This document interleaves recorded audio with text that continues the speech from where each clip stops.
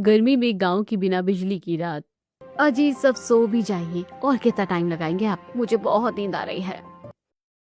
अरे भाग्यवान, इस लैपटॉप ने मेरा दिमाग गर्म किया हुआ है। इतना स्लो चलता है और ऊपर से अब तो इसकी बैटरी भी ठप हो चुकी है।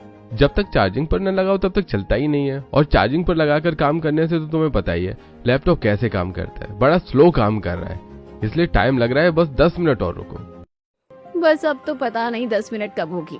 मैं तो जा रही हूँ सोने। रोहन अपने रूम की स्टडी टेबल पर लैपटॉप में काम कर रहा था और पायल जैसे ही पीछे मुड़कर बिस्तर पर सोने के लिए जाती है तभी लाइट चली जाती है। रोहन का लैपटॉप बंद हो जाता है। अरे यार, अब लाइट क्यों चली गई? थोड़ा सा काम बचा था, दिमाग खराब हो रहा है। मैं भी अच्छा खासा सोने जा रही थी और अब भी लाइट चली गई।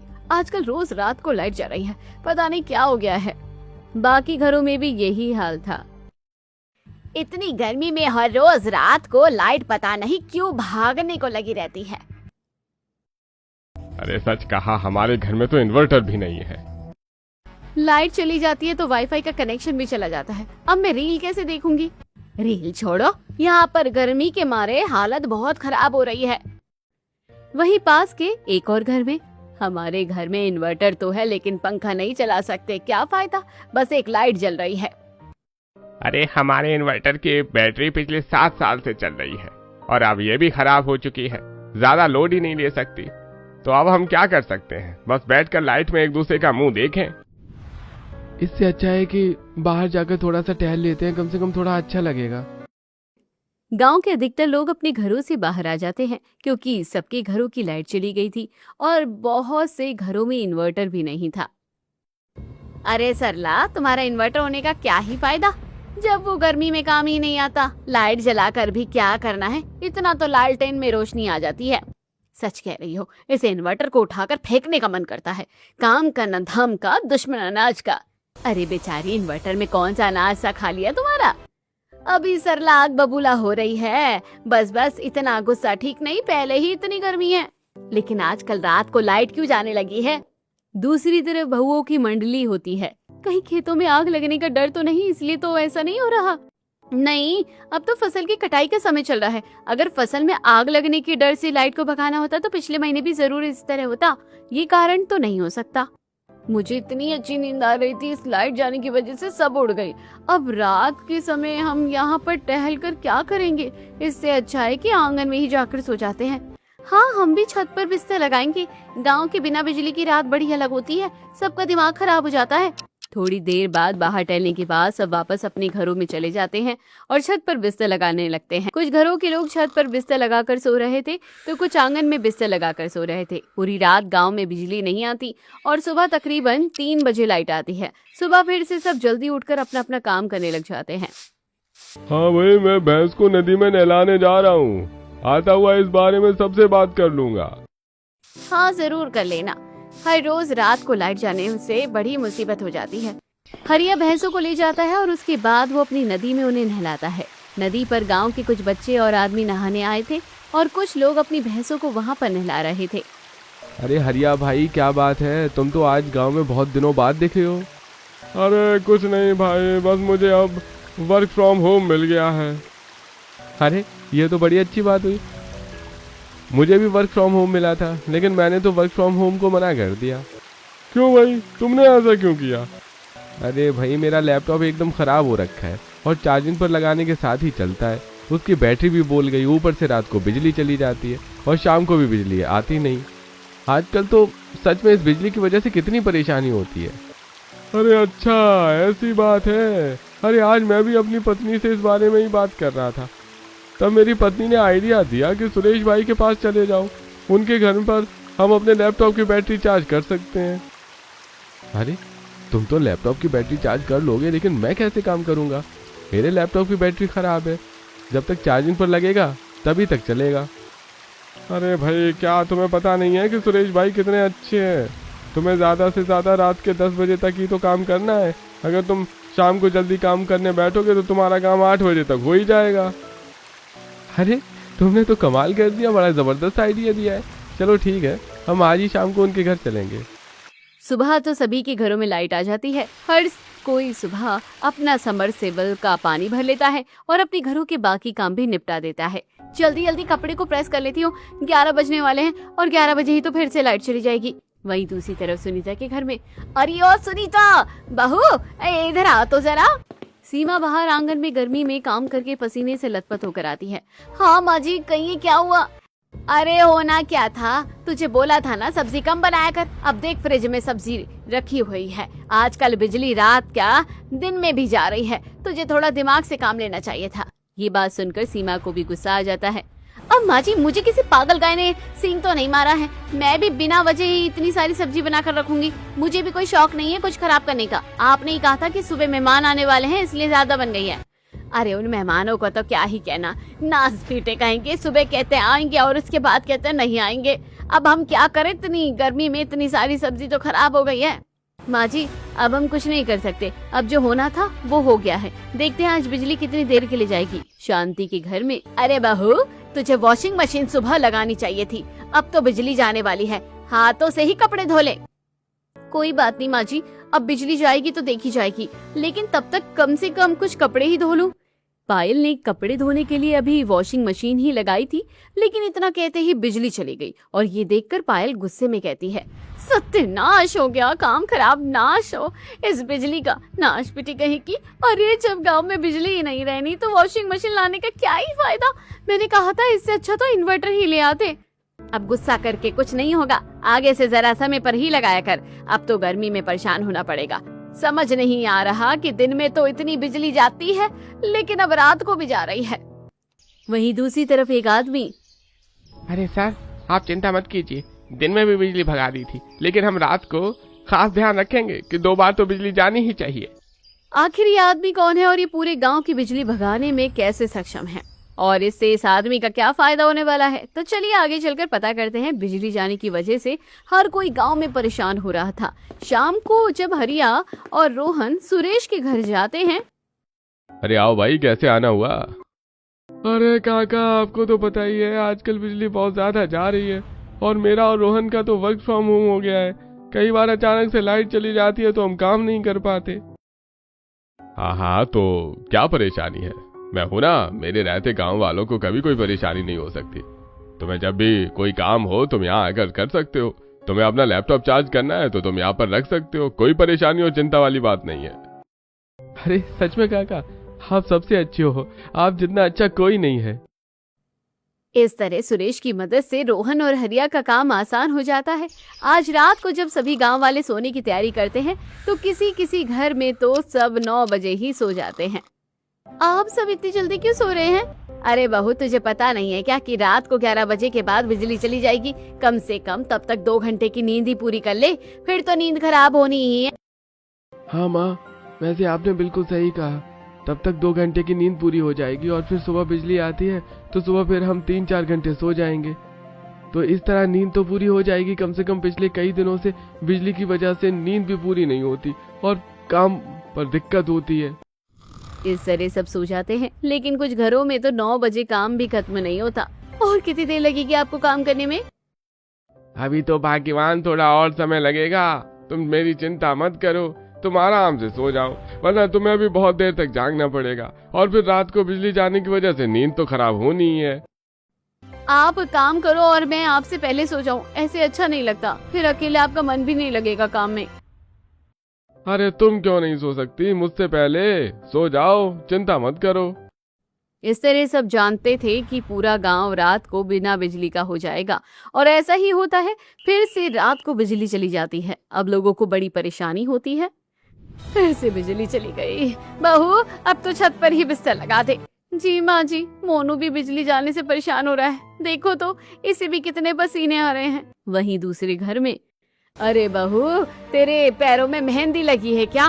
कछुए की चाल चल रही है, जल्दी कर छत पर बिस्तर लगा दे। नींद खराब हो रही है, बड़ी नींद आ रही है। इस बिजली ने तो नाक में दम किया हुआ है।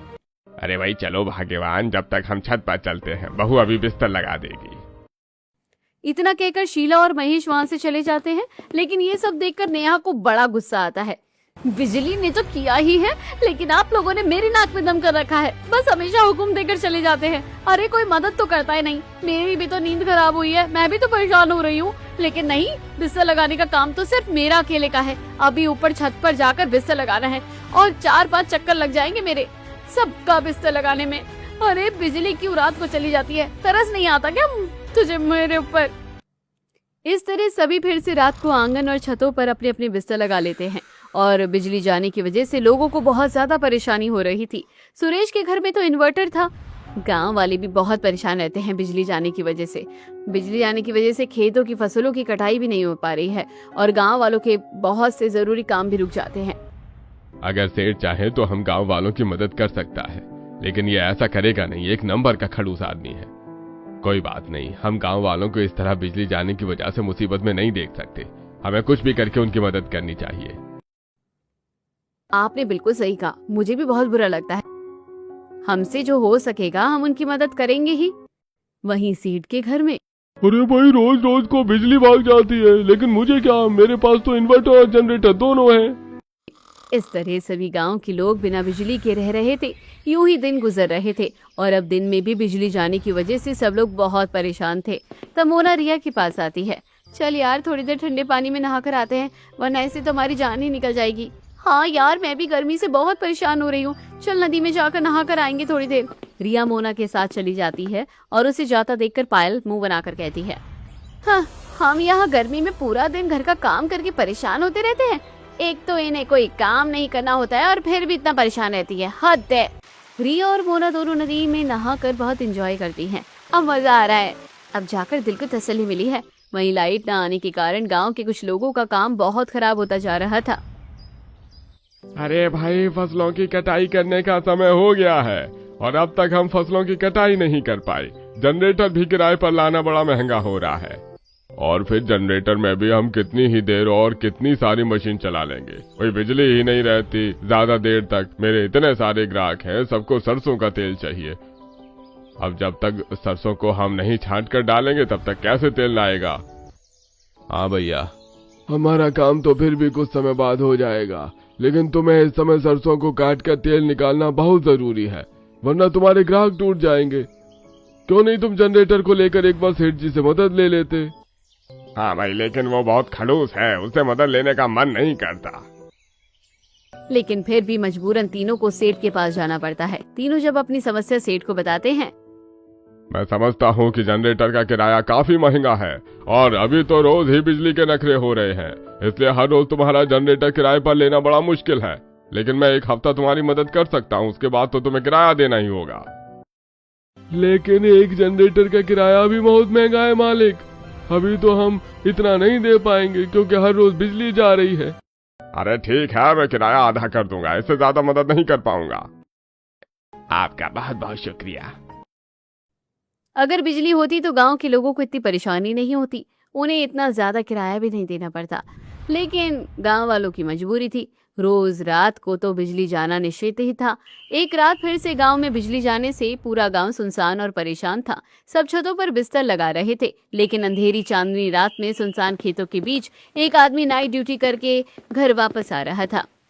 अरे यार, बड़ी तेज नींद आ रही है, घर जाकर मस्त सोऊंगा, लेकिन ये जालिम बिजली रात को ही चली जाती है, फिर नींद भी हराम होती है। मदन खुद से बातें करते हुए सुनसान खेतों से गुजर रहा था। तभी उसे किसी के चिल्लाने की आवाज आती है। मदन पीछे मुड़कर देखता है तो उसकी नजर दो लोगों पर जाती है जो एक बड़े से बोरे में कुछ सामान रखा हुआ ट्रक में डाल रहे थे, और तभी वो ट्रक फुरफुर करते हुए वहां से फुर हो जाता है। अरे मैया, जो आज मैंने देखा, क्या मैं जो सोच रहा हूँ वो वही है? अरे भैया, मुझे तो बड़ा डर लग रहा है, जल्दी से भाग जाता हूँ यहाँ से। मदन तो वहां से 9 तो 11 हो जाता है और अगले दिन जब इस बारे में गांव वालों को बताता है, अरे ये कैसी बातें करते रहते हो, तुम्हारा वहम होगा, भला कोई ऐसा क्यों करेगा, इतना मत सोचो, चलो अब। अरे लेकिन मैं सच कह रहा हूँ, मैंने खुद अपनी आंखों से देखा है। अरे तुम्हारे पहले से ही चश्मा लगा हुआ है और आते वक्त तुम कहाँ चश्मा लगाते हो, तुमने कहाँ सब ध्यान से देखा होगा, और वैसे भी तुम बहुत फेंकते हो, हमें कोई भरोसा नहीं है। मदन की बात पर कोई विश्वास नहीं करता। यूं ही दिन गुजर रहे थे। दिन में जब बिजली नहीं थी तो घर के लोगों को बड़ी परेशानियां हो रही थी। एक तो लाइट नहीं है और फोन की बैटरी भी एकदम डेड हो गई है। फोन को चार्ज कैसे करूं? एक बार जाकर किसी से पूछ लेती हूँ। नेहा सबसे पहले पायल के घर जाती है। और पायल, क्या कर रही हो तुम? बिजली गई हुई है, क्या ही कर सकती हूँ, बड़ा दिमाग खराब हो रहा है, गर्मी के मारे दिमाग भी गर्म हो रहा है।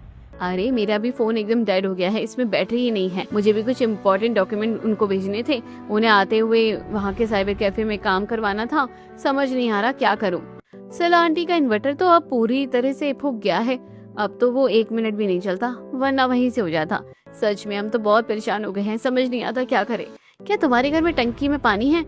अरे नहीं, टंकी में पानी नहीं है। अरे यार, इस लाइट ने तो बिल्कुल काम खराब कर दिया है। तो चलो नदी से पानी भरने चलते हैं, फिर सोचेंगे कि फोन का क्या करना है, क्या पता कुछ रास्ता मिल जाए। नेहा और पायल अपने अपने घर से 2-2 मटके लेकर जाती है और उसके बाद नदी पर पानी भरने जाती है, जहाँ पर उनकी मुलाकात सीमा और प्रीति से होती है। तुम्हें नहीं लगता कि हमें बिजली विभाग वालों से एक बार बात कर लेनी चाहिए कि आखिर इस तरह एक ही समय में इतनी ज्यादा बिजली क्यों जा रही है? सही कहा, हम सबको कितनी ज्यादा परेशानी हो रही है। अरे जब गेहूं की फसल का समय था तब इतनी बिजली नहीं जाती थी, और जबकि अब तो कटाई का समय चल रहा है, हम सबको बिना मशीन और बिजली के फसल काटने में कितनी परेशानी हो रही है। अब तो हमारे पति भी बाहर कंपनी में नौकरी करते हैं और हमारे ससुर जी तो अकेले सब नहीं कर पाएंगे ना। और इतने पैसे है नहीं कि जनरेटर का भी किराया दे और बाहर से फसल कटवाने के लिए वर्करों को भी किराया देंगे। सच में छोटी सी छोटी और बड़ी से बड़ी चीजों के लिए हमें परेशान होना पड़ रहा है। फसल काटने के लिए मशीन नहीं चल रही है, बिजली ना होते हुए हमारे छोटे छोटे बच्चे भी परेशान हो रहे हैं। और तो और अब देख लो, मुझे इम्पोर्टेंट कागजात भेजने थे, लेकिन फोन में चार्जिंग ही नहीं है और बिजली के बिना चार्जिंग कैसे होगी।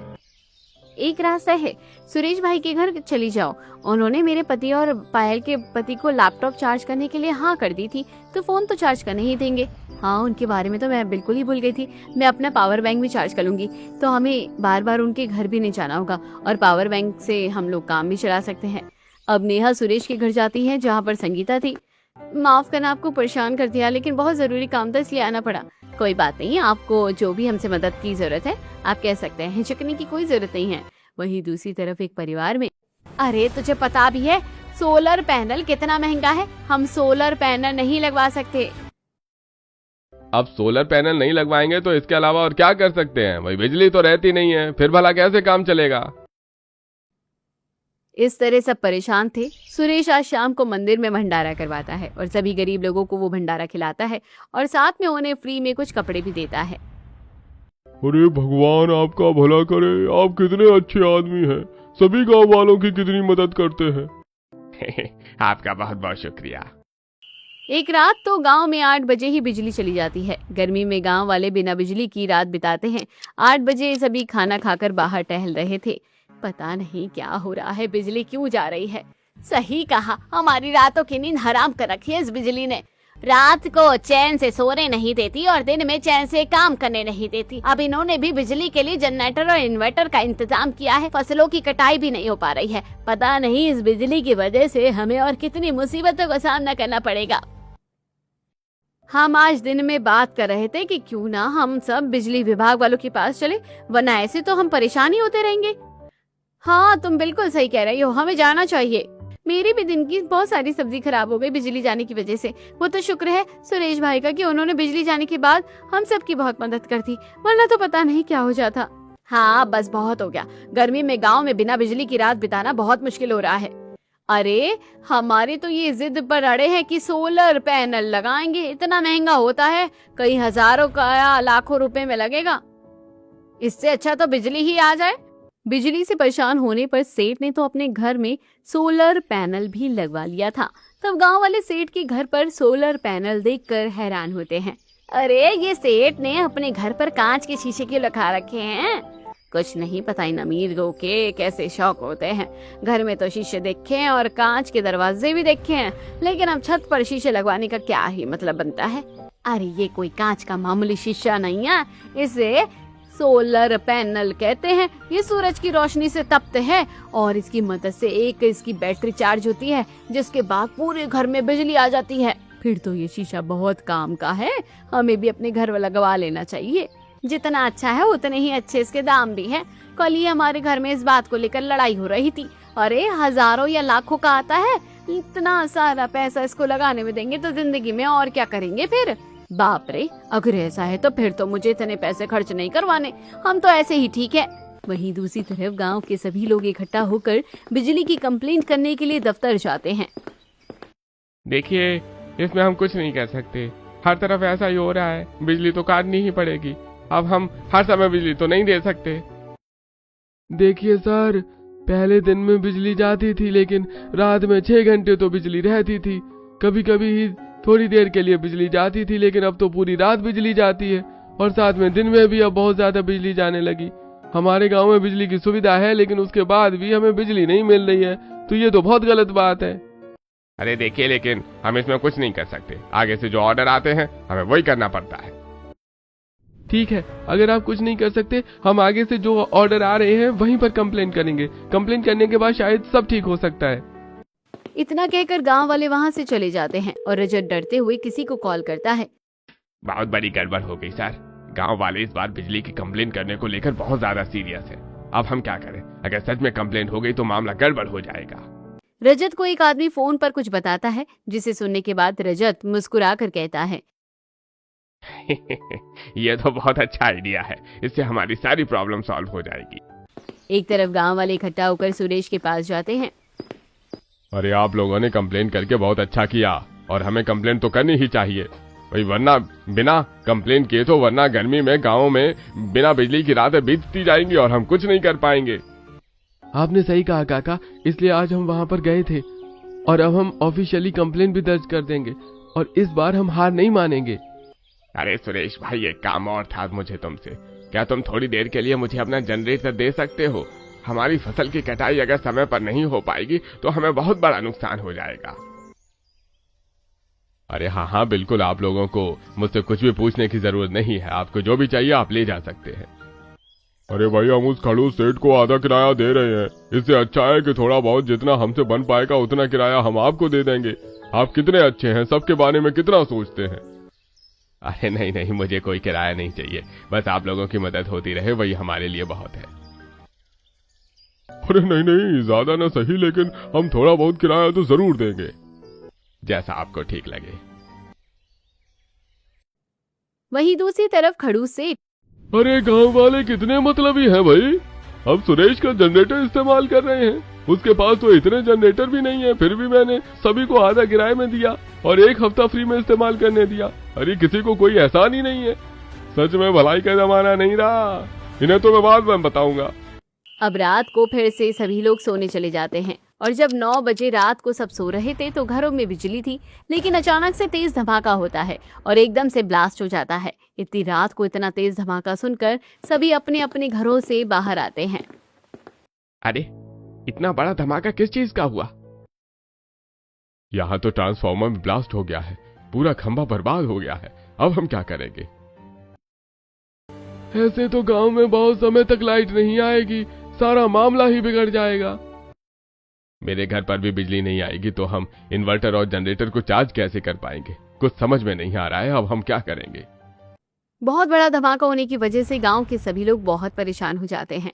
घर पर जब अपनी छतों पर सब जाकर बिस्तर लगाते हैं तो सब अपनी अपनी छत पर से एक दूसरे से बात करते हैं। अभी तक रात को बिजली नहीं आती है और गांव में बिना बिजली की रात बिताना कितना मुश्किल होता है, और कम से कम थोड़ी देर के लिए ही सही पर बिजली तो आती थी, लेकिन अब ट्रांसफार्मर में आग लग गई है तो अब देखो कब तक ही बिजली आएगी। गर्मी में गांव की बिना बिजली की रात होना तो एक आम बात हो गई थी, लेकिन अब तो गांव में बिना बिजली के दिन भी गुजरने लगेंगे क्या? अब देखना फिर से मेरे पति कितना ज्यादा खर्चा करने के लिए बोलेंगे, फिर से वही घर में सोलर पैनल को लेकर लड़ाई झगड़े होंगे। इतनी मुश्किल से 2 पैसे जोड़े हुए थे, कहीं सब कुछ सोलर पैनल में ना चले जाए। भगवान सब जल्दी से इस बिजली का कुछ इंतजाम कर दो और सब ठीक कर दो। इस तरह से रात को सब अपनी छत पर डिस्कस कर रहे थे और बिजली जाने की वजह से सब बहुत परेशान हो रहे थे। वहीं दूसरी तरफ सुरेश और संगीता भी परेशान हो रहे थे। अब हम क्या करेंगे? पूरे गांव में हमारे पास बिजली होती थी तो इस वजह से इन्वर्टर और जनरेटर चार्ज होकर हम गांव वालों की मदद करते थे। अब तो ट्रांसफार्मर ही जल गया, अब तो बिजली काफी लंबे समय तक जाने वाली है। मैं सोच रहा हूँ कि जिस प्रकार सेठ ने सोलर पैनल लगवाया है, मैं भी ऐसे ही सोलर पैनल लगवा लेता हूँ, हमारा भी फायदा हो जाएगा और फिर गांव वालों को भी ज्यादा परेशानी नहीं होगी।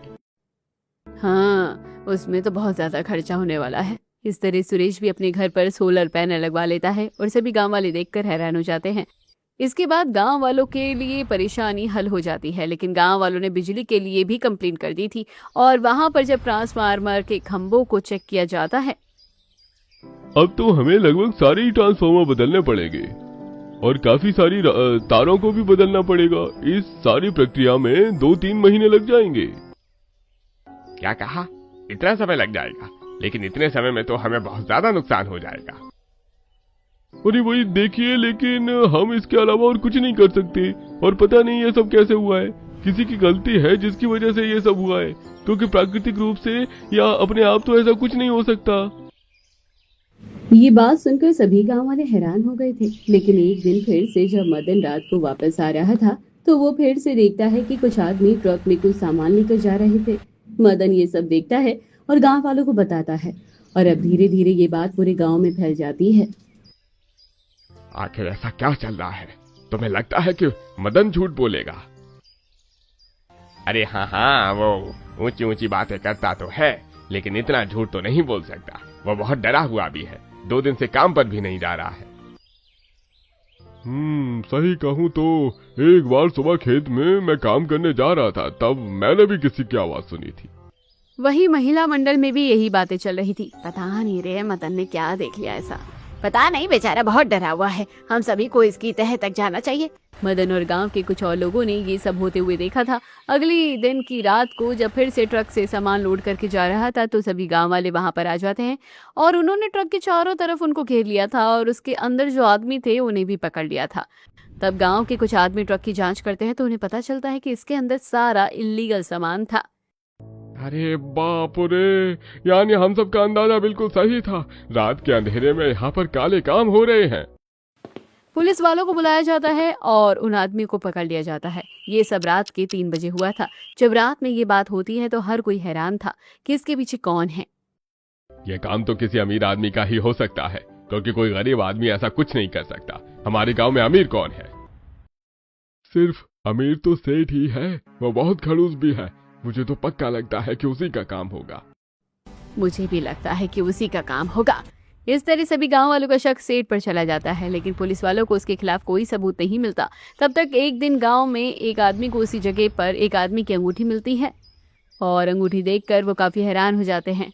उसके बेसिस पर पुलिस वाले आगे की इन्वेस्टिगेशन बढ़ाते हैं और एक सुबह 8 बजे पुलिस वाले गाँव में आते हैं और सुरेश उस समय मंदिर जा रहा था। हमें आपसे कुछ बात करनी है। जी कहिए। पुलिस वाले गांव में लोगों के सामने सुरेश को पकड़ कर ले जा रहे थे। आप मुझे कहाँ लेकर जा रहे हैं? आप मेरे साथ ऐसा नहीं कर सकते। अरे हम तो बहुत कुछ कर सकते हैं और बहुत कुछ करने भी वाले हैं। बाद में सभी गांव वालों को पता चलता है कि इन सब चीजों के पीछे सुरेश था और गांव वाले इकट्ठा हो रखे थे और इस बारे में बात कर रहे थे। पता है सुरेश काका, बिजली विभाग वाले एक आदमी रजत से मिले हुए थे और वो जानबूझकर रात को बिजली भगाता था। तो रात के अंधेरे में सुरेश काका 2 नंबर का काम करते थे और जितना भी इल्लीगल सामान था वो गांव से बाहर सप्लाई करवाते थे। अरे इसीलिए कहते हैं ऐसे कलयुग के जमाने में किसी का कुछ नहीं पता कि कौन कैसा है और कौन कैसा नहीं। सबसे भला आदमी लगता था और रोज मंदिर जाता था, भंडारा करवाता था। वो सब लोगों की बहुत मदद करता था। मैंने सुना है कि पुलिस अगर उस दिन नहीं आती तो वो रात को यहाँ से फरार होने के बारे में सोच रहा था।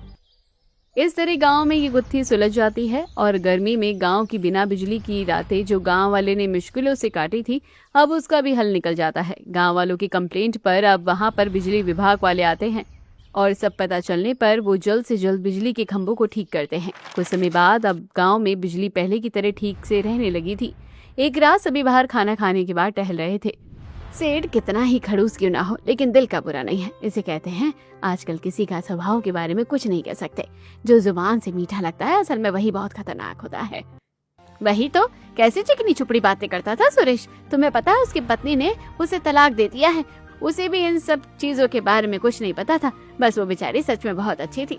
इस तरह गाँव में अभी बिजली की समस्या तो दूर हो जाती है और अब गाँव वाले थोड़ा सुकून से रहने लगते हैं।